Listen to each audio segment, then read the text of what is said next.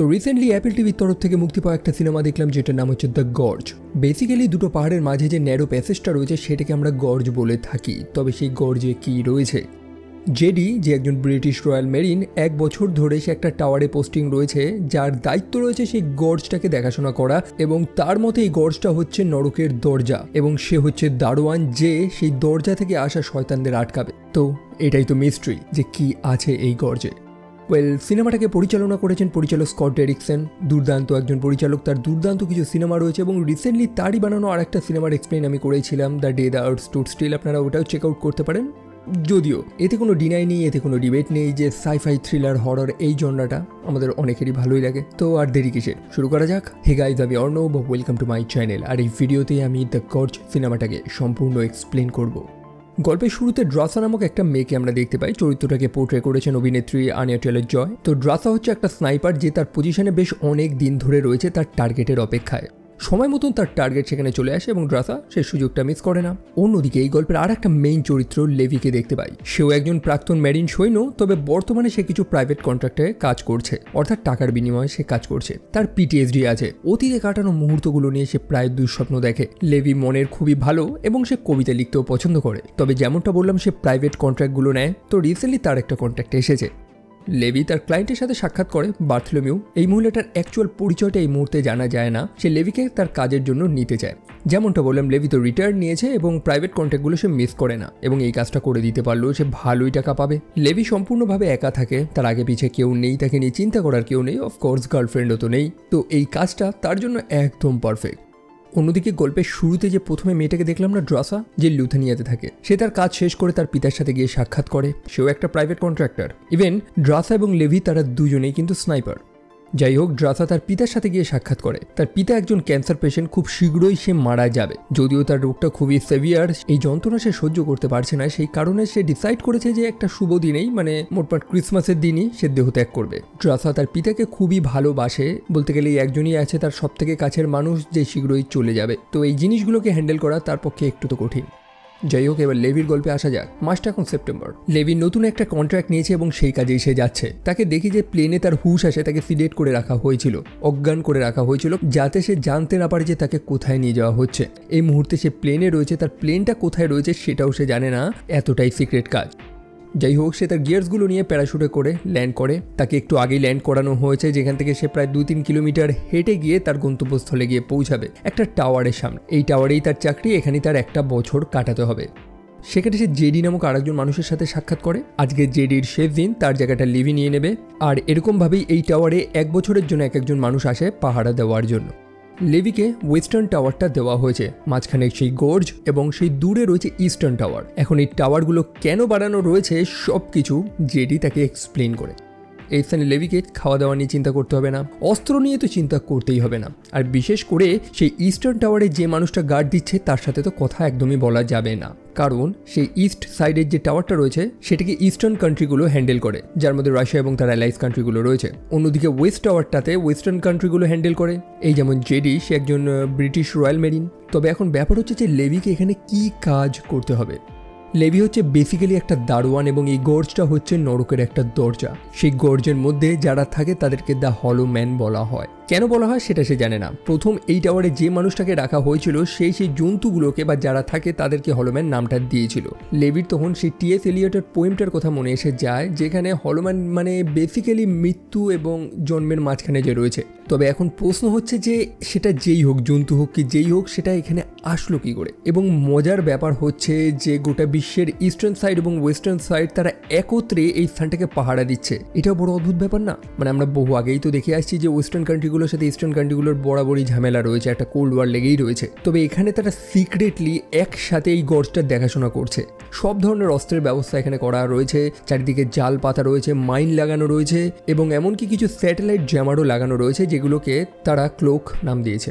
তাদের কাজ হচ্ছে বেসিক্যালি স্যাটেলাইটকে জ্যাম করে দেওয়া, যাতে এই স্থানটার ছবি স্যাটেলাইট না নিতে পারে, বিশেষ করে গুগল ম্যাপ। এই সম্পূর্ণ স্থানটা এতটা সিক্রেট যে সম্পূর্ণ দেশের প্রেসিডেন্টও এই স্থানটার ব্যাপারে জানে না। তো অ্যাকচুয়াল কেসটা কি? যাই হোক, লিভিকে এত জেনে কি লাভ? তার 1 বছর এখানে থাকতে হবে, পাহারা দিতে হবে, তারপর তার কাজ শেষ।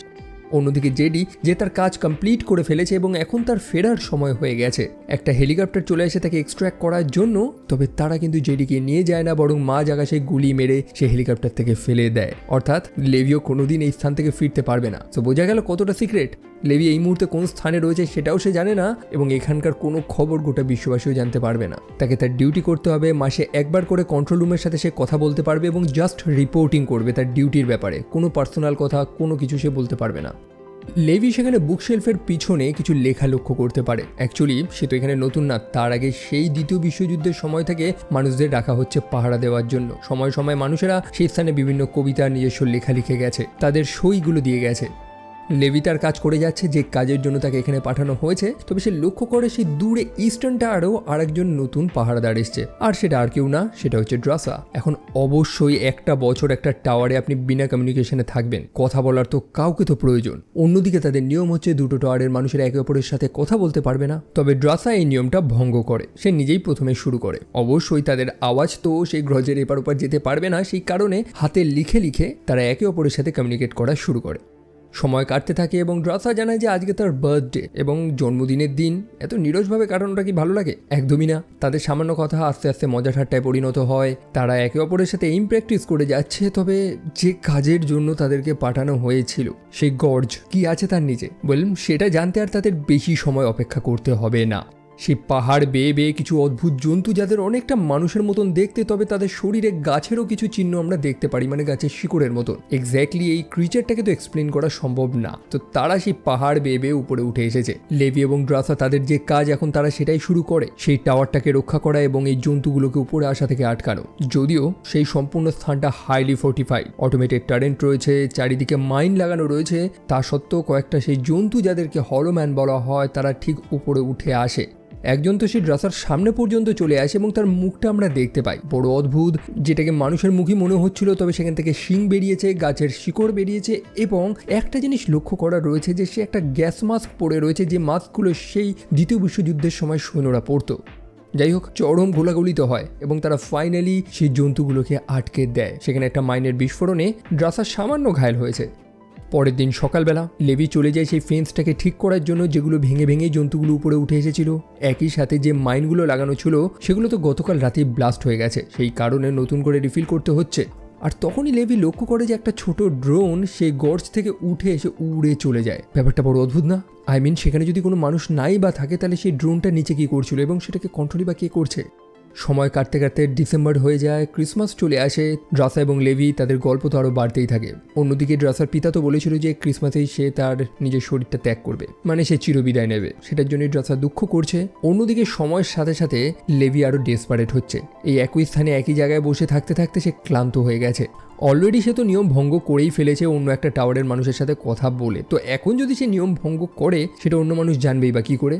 সে প্ল্যান করেছে যে তার টাওয়ার থেকে সে ইস্টার্ন টাওয়ারে যাবে, অর্থাৎ ড্রাসার কাছে যাবে। যদিও মাঝখানে সে গ্রজের প্যাসেজটা অনেক লম্বা। সে কী করবে? তখন সে একটা আরপিজিকে গ্র্যাপলিং হুকের মতন ইউজ করে, একটা আরপিজিকে মডিফাই করে তার সাথে তার লাগিয়ে সেটাকে শ্যুট করে। ড্রাসা তাকে হেল্পও করে। লেভি সেই তার ঝুলে ঝুলে ফাইনালি ড্রাসার কাছে গিয়ে পৌঁছায়। বেসিক্যালি সে ড্রাসাকে একটা ডেটে নিয়ে যেতে চায়, সেই জন্যই সে এসেছে একটা ফুল নিয়ে।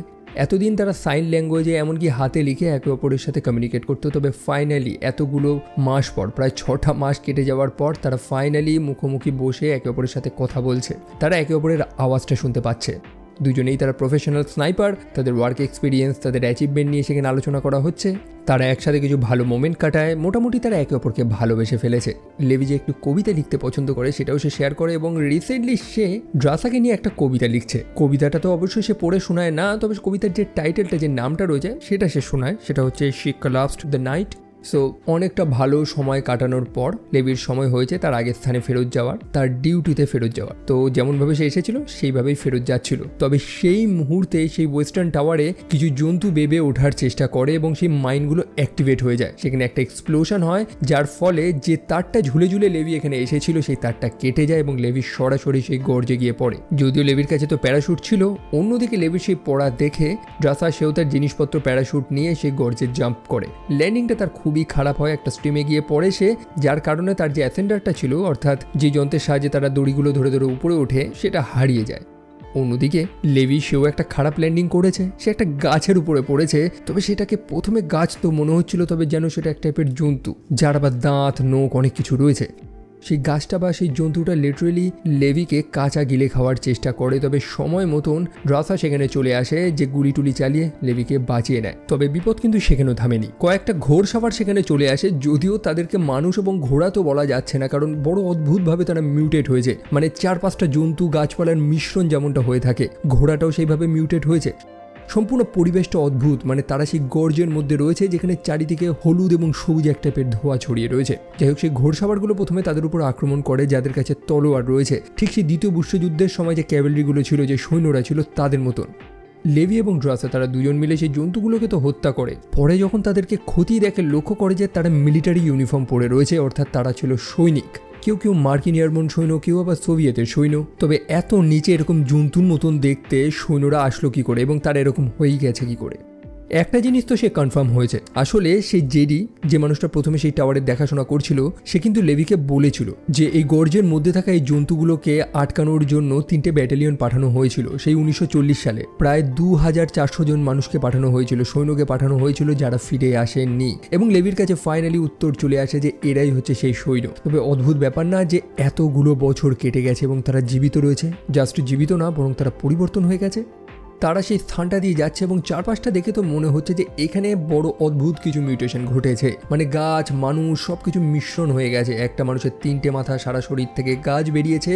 অন্যদিকে সেই সম্পূর্ণ গর্জটা জাস্ট কোনো জঙ্গল বা পাহাড়ি এলাকা না, বরং সেটা একটা টাউন ছিল যেখানে অনেক বাড়িঘরও ছিল। তবে রাস্তায় যে বড় ফাটলটা রয়েছে সেটা তো দেখে মনে হচ্ছে যে এখানে যেন একটা বড় ভূমিকম্প এসেছিল।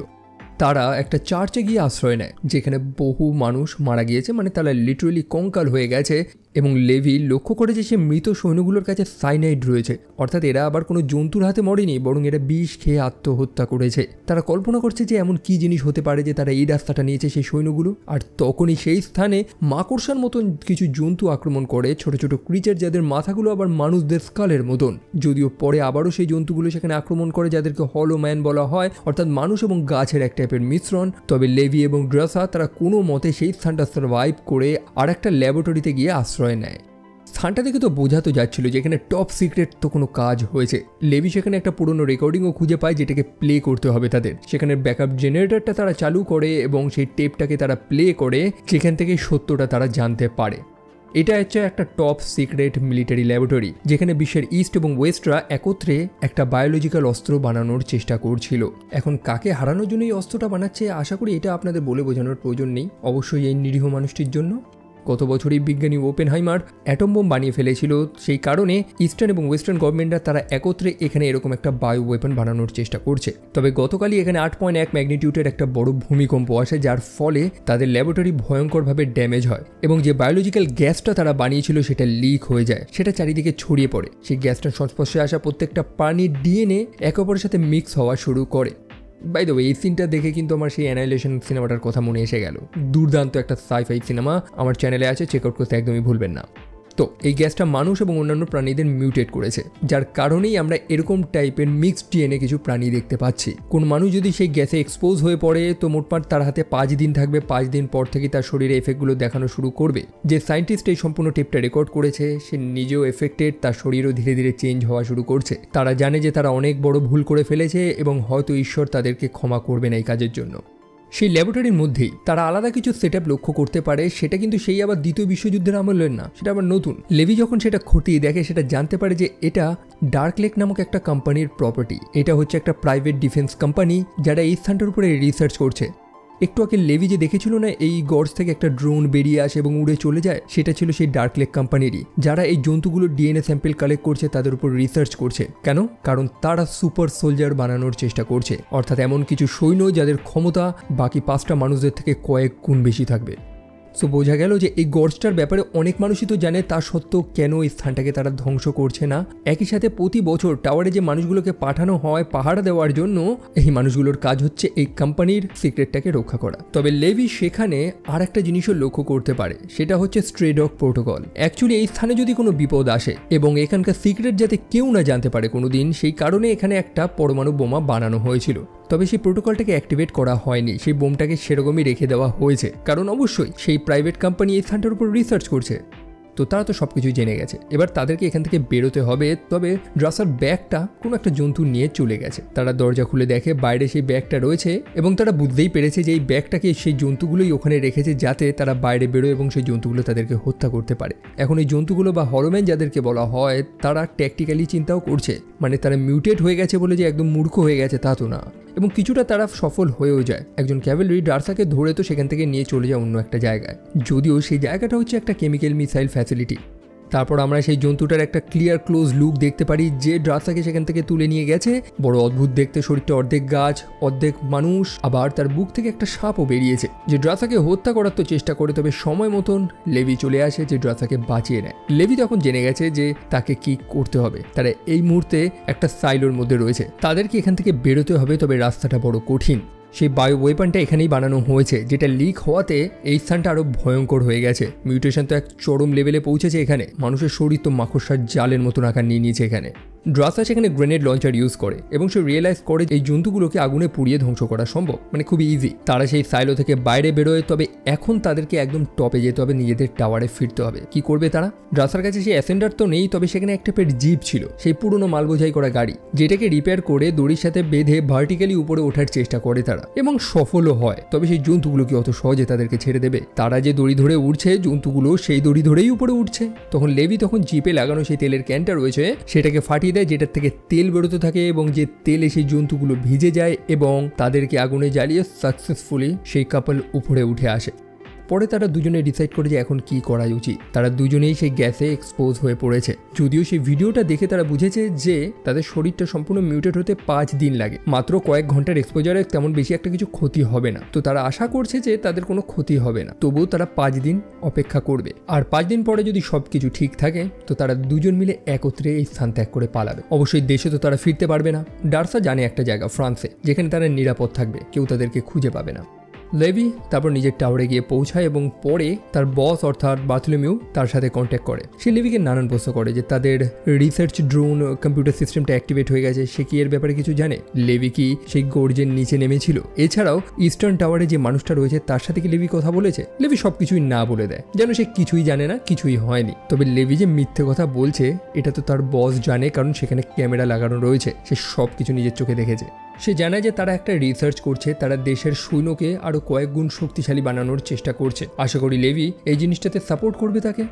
যাই হোক, লেভি যেহেতু তাদের সেই ড্রোন কম্পিউটার সিস্টেমটাকে অ্যাক্টিভেট করেনি, তাহলে হয়তো ইস্টার্ন সাইডে যে মানুষটা পাহারা দিচ্ছে সেই হয়তো করেছে। সেই কারণে লেভিকে এখন মিশন দেওয়া হয় যে তার যে কাউন্টার পার্ট রয়েছে অর্থাৎ ইস্টার্ন সাইডে যে পাহারা দিচ্ছে অর্থাৎ ড্রাসা, তাকে হত্যা করতে হবে। এখন লেভি কি সেটা করবে? অফকোর্স না, তার বস নিজেও এটা ভালো মতনই জানে। সেই কারণেই তো সে নিজে লেভিকে হত্যা করবে বলে ডিসাইড করেছে। তবে লেভিকে হত্যা করা কি এতই সহজ? পরের দিন সকালবেলা লেভি এবং ড্রাসা তারা দুজন মিলে চারিদিকে ওয়্যারিং এর কাজ করছে, কিছু একটা তারটার লাগাচ্ছে। কেন সেটা একটু বাদেই জানবেন। তারা লক্ষ্য করতে পারে যে একটা হেলিকপ্টার সেখানে চলে আসে। অবশ্যই তার বস কিছু সৈন্য নিয়ে সেখানে চলে এসেছে। তারা ছোট কিছু ট্যাকটিক্যাল ড্রোন পাঠায় লেভি এবং ড্রাসাকে হত্যা করার জন্য, তবে তারা সাকসেসফুল তো হয় না। অন্যদিকে লেভি এবং ড্রাসা যারা সেই ক্লোকার্সগুলোতে বোম লাগিয়ে রেখেছিল অর্থাৎ সেই স্যাটেলাইট জ্যামার, যেগুলোর কারণেই এই স্থানটার ব্যাপারে কোনো দেশ কোনো স্যাটেলাইট কোনো ছবি তুলতে পারছিল না, তবে তারা বোম দিয়ে সেই ক্লোকার্সগুলোকে ধ্বংস করে দেয়। এই স্থানটা সম্পূর্ণ এখন এক্সপোজ। অন্যদিকে সেই গর্জে একটা জিনিসের ব্যাপারে আমরা শুনেছিলাম, স্ট্রে ডগ প্রোটোকল, অর্থাৎ কোনো ভুল যদি কিছু হয়ে যায় তো সেখানে একটা নিউক্লিয়ার বোম থাকবে যেটা ব্লাস্ট হবে। লিভাই সেটাকে অ্যাক্টিভেট করে দিয়েছে। তাদের হাতে আর 2 মিনিট সময় রয়েছে। সেই বোমের রেডিয়াস প্রায় 4 কিলোমিটারও বেশি। বার্থোলোমিউ সেই জিনিসটা বুঝতে পারে, তার হেলিকপ্টার করে তৎক্ষণাৎ সেখান থেকে পালানোর চেষ্টা করে। তবে সেই এক্সপ্লোশনের যে শক ওয়েভটা ছিল সেটা এত মারাত্মক ছিল যে তাদের হেলিকপ্টারটা ক্র্যাশ করে এবং অবশ্যই সম্পূর্ণ গর্জ ধ্বংস হয়ে গেছে। তারপরে আমরা ড্রাসাকে তো দেখতে পাই, তবে লেভিকে দেখা যায় না। সম্ভবত লেভি সেই বিস্ফোরণ থেকে লুকাতে পারেনি বা মারা গেছে। ড্রাসা বহুদিন অপেক্ষা করে এবং অবশেষে সে চলে যায়। লেভি থেকে একটা নোট দিয়েছিল, সেটাতে লেখা ছিল যে সে যদি মারা যায় তবেই সেটাকে ওপেন করতে, একদম সূর্যাস্তের সময়। ড্রাসা অনেক দিন অপেক্ষা করেছে এবং এখন সে ভাবছে যে হয়তো লেভি আর বাঁচতে পারেনি। সেই কারণে সে সেই কাগজটা ওপেন করে, যেটাতে লেভির সেই কবিতাটা লেখা ছিল, যেটা সে ড্রাসাকে নিয়ে লিখেছিল। সে তো টাইটেলটা তো বলেছে, তবে কবিতাটা ড্রাসা এবার ফাইনালি পড়ে। ড্রাসা লেভিকে বলেছিল যে সে ফ্রান্সে একটা জায়গা জানে যেখানে তারা গা ঢাকা দিয়ে থাকতে পারবে, যেখানে তারা নিরাপদে তাদের বাকি জীবনটা কাটাতে পারবে। ড্রাসা সেখানেই চলে গেছে এবং সেখানে একটা রেস্টুরেন্টে সে কাজ করে। তবে তার এন্ডিংটা এতটা স্যাড না, কারণ তার পরবর্তী কাস্টমার ছিল লেভি, যে সার্ভাইভ করে নিয়েছে। ড্রাসা তাকে জানায় যে তুমি অনেক লেট করে ফেলেছো এবং সেই কাপল ফাইনালি আবারও একত্রিত হয় এবং এই সিনেমাটা এখানেই শেষ হয়।